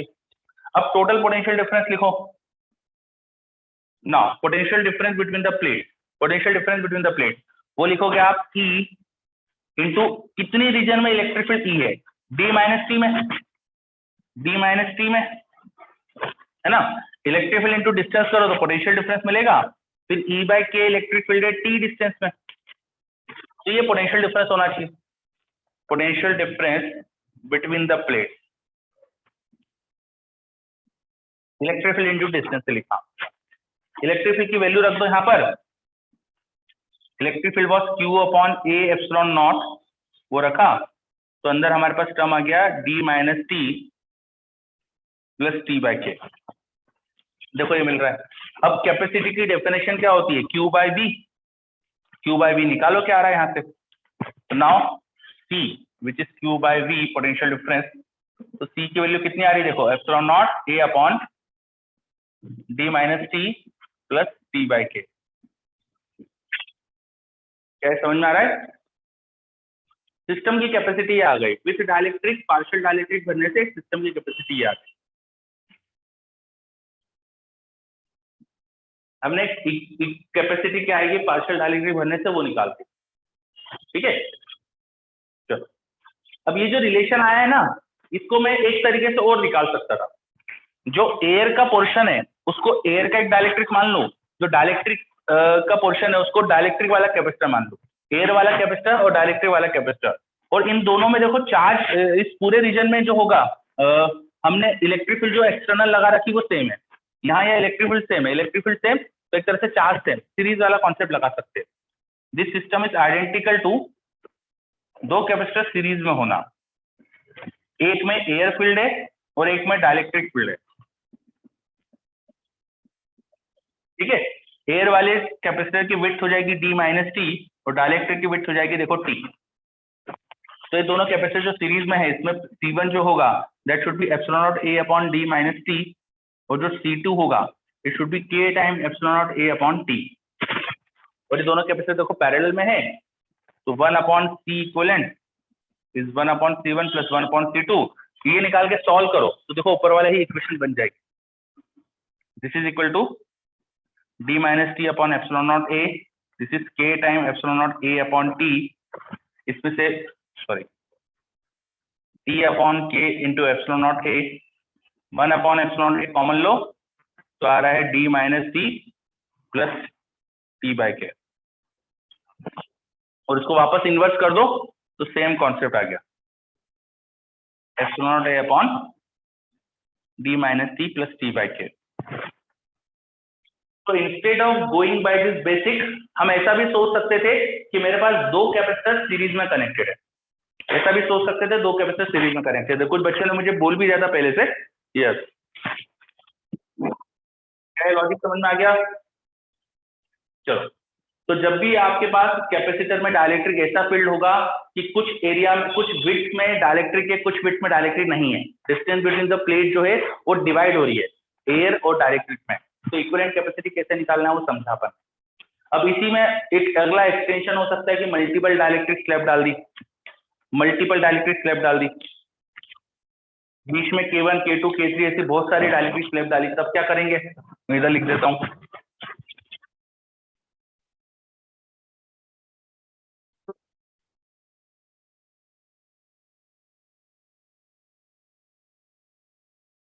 इसी केस का अगला पॉइंट कि मेरे पास कैपेसिटर कुछ ऐसा है कि जिसमें मैंने मल्टीपल डाइलेक्ट्रिक स्लैब डाल रखी है,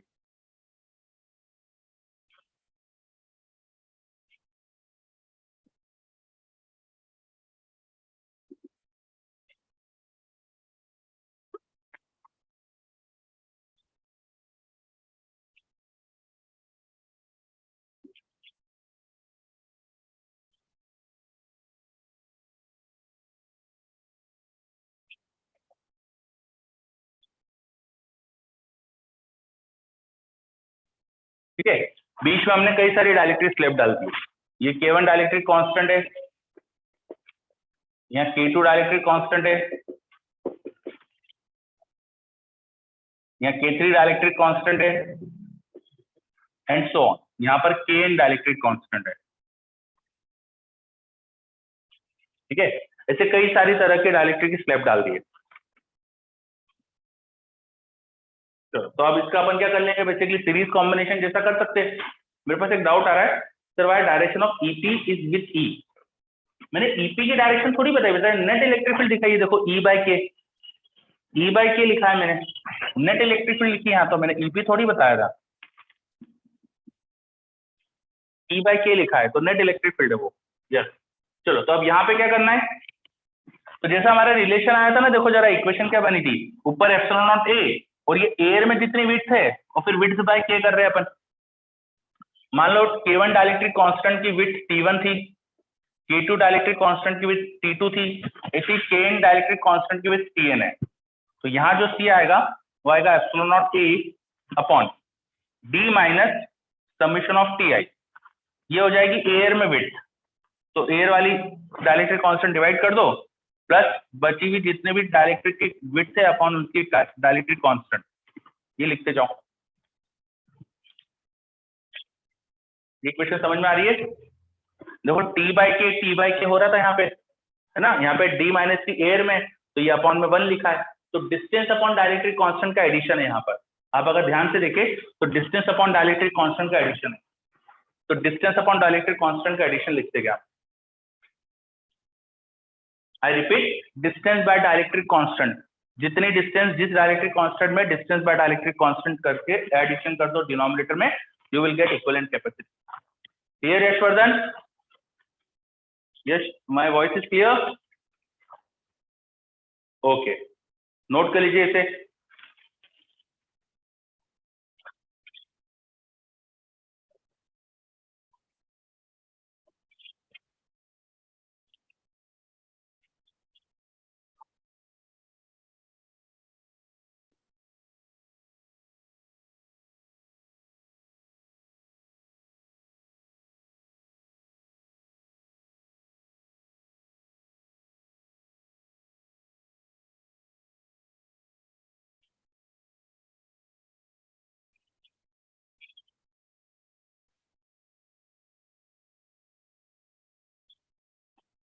नोटेड, ओके, बहुत बढ़िया।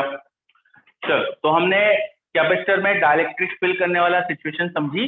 अभी मैंने डाइलेक्ट्रिक पार्शियली फिल करने वाला सिचुएशन बताई आपको, और पार्शियली में case 1 distance division. Distance division का क्या मतलब होता है, कैपेसिटर की प्लेट के बीच में जो डिस्टेंस होती है ना, उस डिस्टेंस को डाइलेक्ट्रिक से डिवाइड कर रहे हैं। तो ऐसा डाइलेक्ट्रिक फिल करना कि एरिया प्लेट का और डाइलेक्ट्रिक का सेम है बट विड्थ अलग अलग है, तो ऐसी सिचुएशन कहलाती है डिस्टेंस डिवीजन। डिस्टेंस डिवीजन में जो कैपेसिटर की प्लेट पे चार्ज आता है वो ऊपर से नीचे तक एक जैसा रहता है। यहाँ पर चार्ज ऊपर से नीचे तक एक जैसा डिस्ट्रीब्यूटेड होगा, इलेक्ट्रिक फील्ड ऊपर से नीचे तक एक जैसी आएगी, पर वो अलग अलग रीजन में अलग अलग हो जाएगी।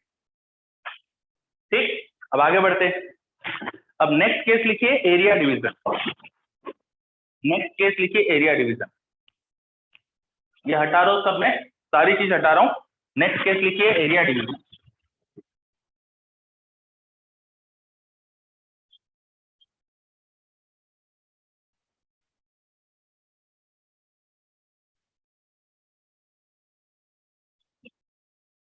नाम से समझ में आ रहा होगा वैसे तो आपको कि क्या करने वाले हैं हम।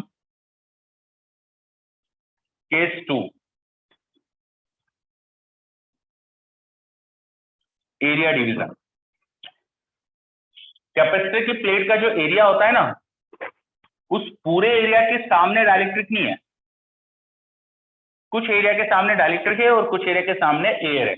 ऐसा कुछ अपन ने डाइलेक्ट्रिक फील करा लाइक दिस। ये हमारी कैपेसिटर की प्लेट है और हमने डाइलेक्ट्रिक देखो कैसा फिल करा है, ये डाइलेक्ट्रिक मीडियम है। The total distance between the plate is D, तो डाइलेक्ट्रिक स्लैब की विड्थ है वो भी डी है, प्लेट का एरिया ए है,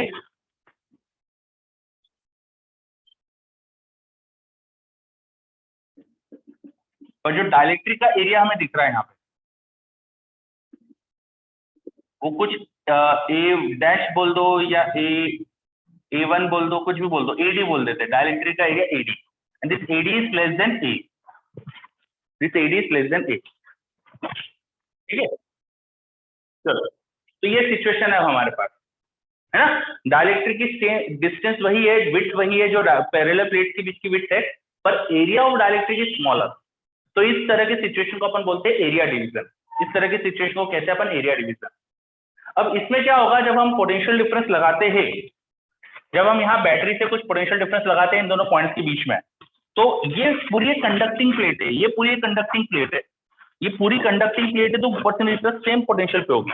a conductor is equi potential, तो ऊपर से नीचे तक यहाँ सेम पोटेंशियल है, यहाँ भी ऊपर से नीचे तक सेम पोटेंशियल है, तो चाहे तुम यहाँ से पोटेंशियल डिफरेंस या यहाँ से पोटेंशियल डिफरेंस देखो, सेम आना चाहिए। पोटेंशियल डिफरेंस आपको सेम मिलना चाहिए, चाहे यहाँ से देखो चाहे यहाँ से देखो। सही बात है क्या? आप चाहे यहाँ से यहाँ तक प्लेट के बीच में मूव करो, चाहे यहाँ से यहाँ तक प्लेट के बीच में मूव करो, आपको सेम पोटेंशियल डिफरेंस मिलना चाहिए। And for this potential difference same होने के लिए, भैया यहाँ तो एयर है, तो यहाँ तो इलेक्ट्रिक फील्ड कम आएगी, सॉरी इलेक्ट्रिक फील्ड ज्यादा आएगी कंपेयर टू डाइलेक्ट्रिक। अगर चार्ज सेम रहा, ऊपर से नीचे तक अगर प्लेट पर जो आने वाला चार्ज है मान लो वो सेम है, इस प्लेट को मैं साइड से दिखाता हूँ आपको, इस प्लेट को साइड भी दिखाया, तो मान लो ये इतने रीजन के सामने डाइलेक्ट्रिक था और इतने रीजन के सामने एयर थी। अगर यहाँ और यहाँ चार्ज सेम होगा ना, सिग्मा सेम हुआ, मान लो यहाँ जो सिग्मा है उतना ही सिग्मा यहाँ हुआ, तो यहाँ सिग्मा की वजह से जो इलेक्ट्रिक फील्ड आएगी वो के टाइम कम हो जाएगी और यहाँ इलेक्ट्रिक फील्ड ज्यादा हो जाएगी, तो पोटेंशियल डिफरेंस सेम नहीं रह पाएगा फिर तो। ये बात समझ में आ रही है? ये बात समझ में आ रही है क्या? ऊपर नीचे ये जो प्लेट है इसकी इस सरफेस पे और इस सरफेस पे जो सिग्मा आने वाला है ये सेम नहीं होना चाहिए, है ना? फिर से रिपीट कर रहा हूं मैं, इस कैपेसिटर की प्लेट के ऊपर के रीजन में और नीचे के रीजन में जो सिग्मा होगा वो सेम नहीं होना चाहिए। मान लो ऊपर नीचे सिग्मा सेम है, तो सिग्मा सेम होने से यहाँ जो इलेक्ट्रिक फील्ड आएगी वो तो सिग्मा बाय के होने वाली है ना, sigma by epsilon not upon के होने वाली है, और यहाँ सिग्मा बाय एप्सिलॉन नॉट होगी, तो फिर पोटेंशियल डिफरेंस सेम कैसे आएगा? ठीक है, तो बिकॉज ऊपर इलेक्ट्रिक फील्ड कम होना है तो चार्ज ज्यादा होना चाहिए, चार्ज ज्यादा होने के लिए यहाँ पर डाइलेक्ट्रिक कांस्टेंट जितने टाइम सिग्मा हो जाएगा, ऊपर नीचे चार्ज अलग अलग, चार्ज डेंसिटी अलग अलग होगी। कैपेसिटर की प्लेट का वो एरिया जिसके सामने डाइलेक्ट्रिक है वहां सिग्मा अलग होगा, और वो एरिया जिसके सामने डाइलेक्ट्रिक नहीं है वहां सिग्मा अलग होगा। Charge is different, charge different है पर पोटेंशियल डिफरेंस देखो सेम है, यहाँ से यहाँ पोटेंशियल डिफरेंस और यहाँ से यहाँ पोटेंशियल डिफरेंस सेम है, तो this is the condition of parallel combination. ये बिल्कुल पैरेलल कॉम्बिनेशन की कंडीशन है, ये बिल्कुल पैरेलल कॉम्बिनेशन की कंडीशन है। This system is identical to कि मैं मान लूं कि प्लेट को मैंने डिवाइड कर दिया और दो कैपेसिटर बना लिए जो पैरेलल में कनेक्टेड है।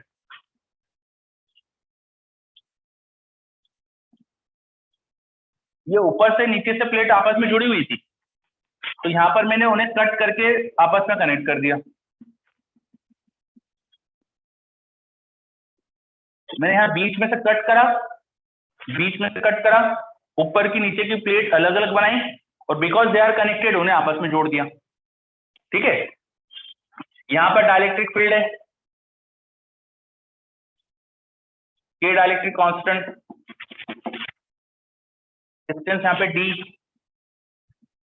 और यहाँ जो एरिया दिख रहा है आपको वो एडी दिख रहा है, एडी बोल दो या कुछ और बोल दो यार, इसको मैं एरिया को A1 बोल देता हूँ, चलो A1।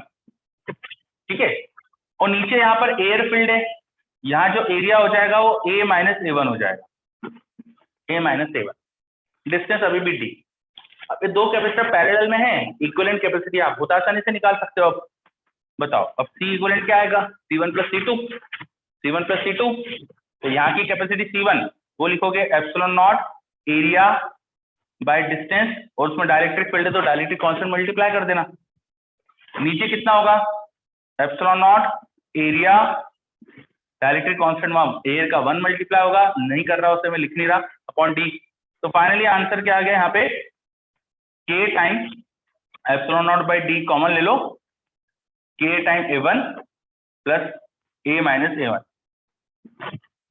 तो पिछली बार जो है ना डिनोमिनेटर में डिस्टेंस के साथ हो रहा था, वो अब न्यूमरेटर में एरिया के साथ हो रहा है। एरिया डिवीजन, एरिया डिवीजन में एरिया को अपन के टाइम करके ऐड करते चलते, और डिस्टेंस डिवीजन में डिस्टेंस बाय के टाइम करके ऐड करते चलते। देखो अच्छे से, पुरानी सिचुएशन ये लिखी थी अभी भी, तो वो उसमें अपन ने डिस्टेंस बाय के करके ऐड करा था डिनोमिनेटर में, या एरिया इंटू के करके न्यूमरेटर में ऐड करा है। अब आप ये भी समझ गए कि मल्टीपल स्लैब अगर डाल दी पैरेलल में मल्टीपल स्लैब डाल दी मैंने एरिया को डिवाइड करते हुए, तो क्या करेंगे, है ना, मल्टीपल स्लैब डाल दिया अगर मैंने, मान लो ये मेरे पास एक डाइलेक्ट्रिक है, सॉरी कैपेसिटर है, और इसमें मैंने इस तरह से स्लैब डाल रहा हूँ, ये K1 डाइलेक्ट्रिक की, ये K2 डाइलेक्ट्रिक की, ऐसा करते करते करते Kn डाइलेक्ट्रिक की, ठीक है, बहुत सारी डाइलेक्ट्रिक की स्लैब डाल दी। तो इसमें क्या करेंगे, C इक्विवेलेंट वो हो जाएगा epsilon naught by D summation of K time area, जिसका जो एरिया है और जिसके जो डाइलेक्ट्रिक कांस्टेंट मल्टीप्लाई करके सम कर दो बस। कुछ हिस्से में एयर है तो एयर का डाइलेक्ट्रिक कांस्टेंट 1 और एयर का जो कुछ भी एरिया आ रहा होगा वो लगा दें। नोट कर लीजिए अच्छे से, कहीं कोई भी डाउट हो तो बताइए।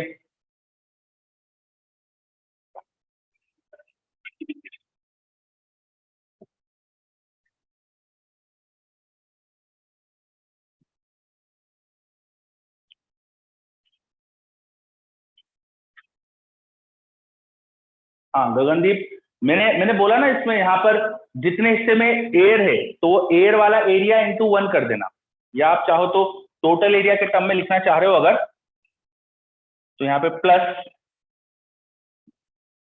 बचा हुआ डाइलेक्ट्रिक कांस्टेंट एयर का और बचा हुआ area A minus sigma AI, ऐसा भी लिख सकते हो अगर आप चाह रहे हो कि बचे हुए एरिया को भी लिखना है, ठीक है।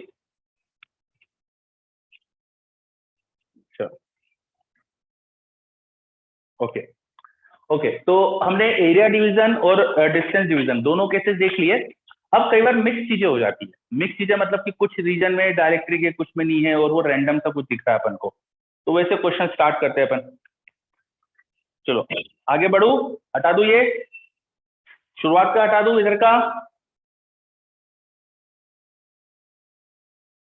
यस है ना। अच्छा वेट, ओके बच्चे बोल रहे हैं 1 मिनट रुक जाओ, ठीक है 1 मिनट रुक जाते।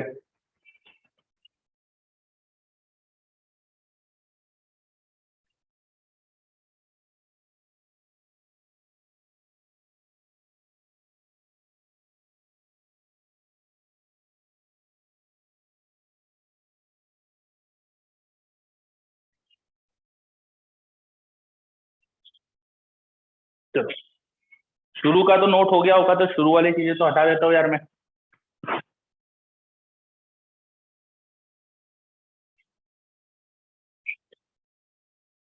अब आपके पास कई बार मिक्स चीजें हो जाती है, एग्जाम्पल के लिए सीधा एक क्वेश्चन के थ्रू अपन समझते हैं। क्वेश्चन है आपके पास,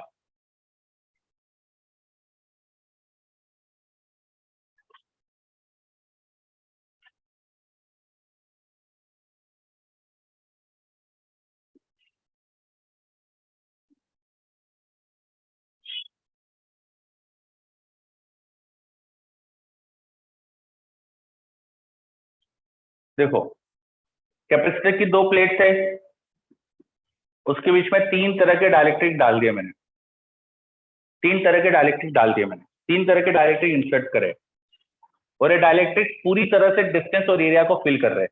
यहाँ पे एरिया A/2 है, यहाँ पर भी एरिया A/2 है, टोटल एरिया A है, टोटल कैपेसिटर की प्लेट का एरिया A है।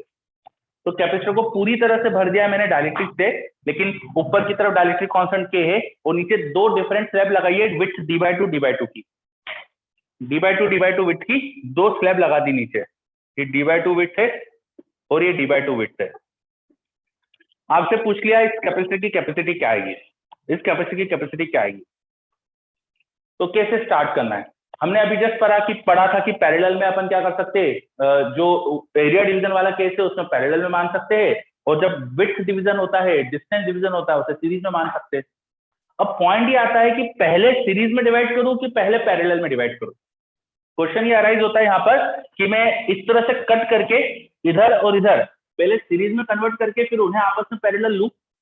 इसको 2 तरह से सॉल्व कर सकते हो आप। एक तरीका आप ऐसा सोच सकते हो कि इसको पहले मैंने बीच में से काटा और फिर ऊपर और नीचे अलग अलग कैपेसिटर को पैरेलल कर लिया, लाइक दिस।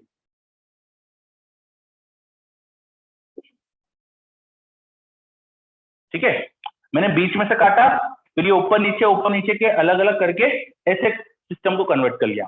एक तरीका कन्वर्ट करने का ये हो सकता है, और दूसरा तरीका कन्वर्ट करने का हो सकता है कि पहले तो बीच में से ऐसे काटो, तो ऊपर एक पूरा K डाइलेक्ट्रिक कांस्टेंट का पूरा कैपेसिटर बन जाएगा,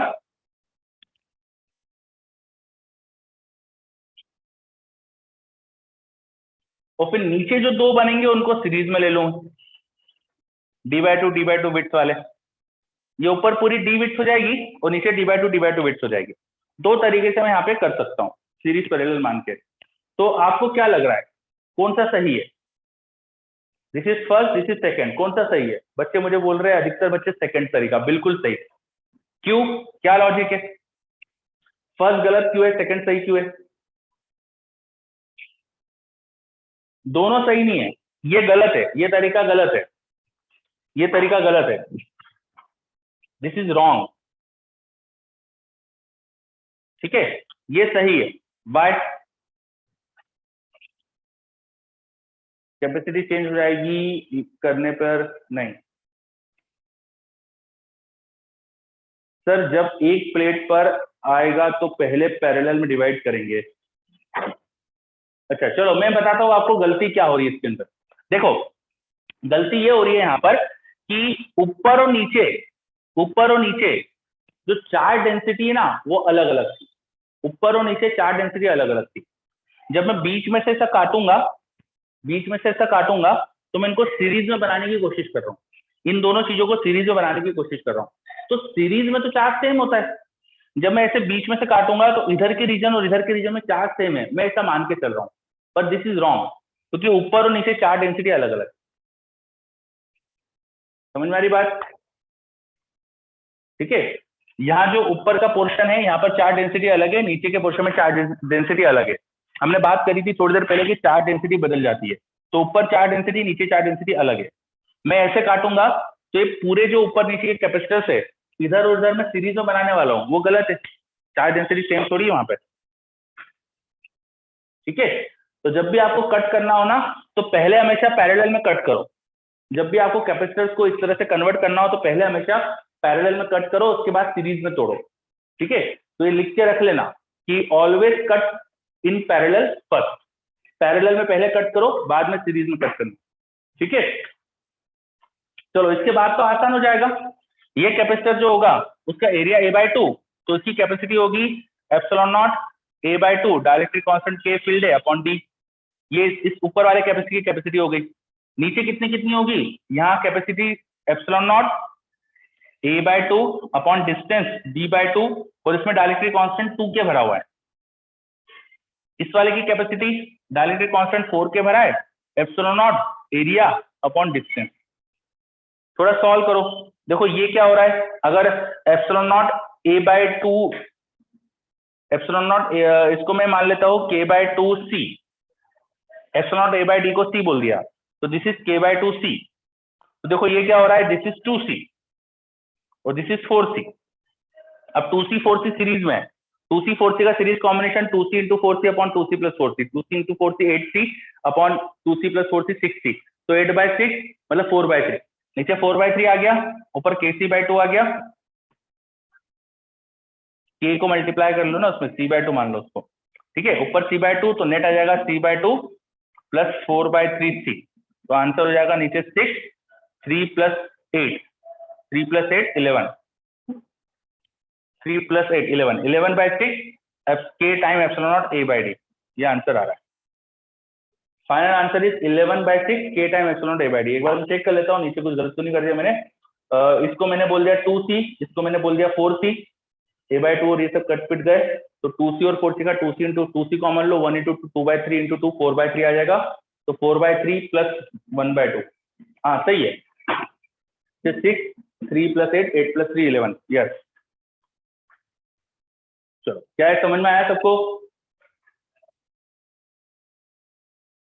चलो बच्चे बोल रही है, बहुत बढ़िया। अब इस तरह के काफी क्वेश्चन देखना नेक्स्ट बिगिनर बॉक्स में दिए हुए हैं, जो भी कैपेसिटी निकालने वाले क्वेश्चन है ना वो सब आप कर सकते हो। अभी इसमें मुझे कुछ एक दो चीजें बताना बाकी है, ये डायरेक्ट्रिक को थोड़ा सा अजीब सा भरने वाले सिचुएशन और बाकी मुझे बताना, तो इसमें मैं कुछ अच्छे वाले क्वेश्चन कराऊंगा। और उसके बाद एक सिचुएशन होती है कि भाई कैपेसिटर में डायरेक्ट्रिक अचानक से डाल दो तो चार्ज का क्या होगा, ऐसे क्वेश्चन कई आते हैं, तो कुछ चीजें इससे बची है, वो अपन नेक्स्ट क्लास में करते हैं क्योंकि अपना टाइम ओवर हो चुका है। तो कंप्लीट नहीं हुआ है अपना अगले बिल्डिंग ब्लॉक्स की थ्योरी, पर आप क्वेश्चन स्टार्ट कर सकते हो करना, ठीक है। और मैंने कहा था एक्सरसाइज तो चालू कर दो। चलो अब मिलते हैं नेक्स्ट क्लास में, बाय सबको।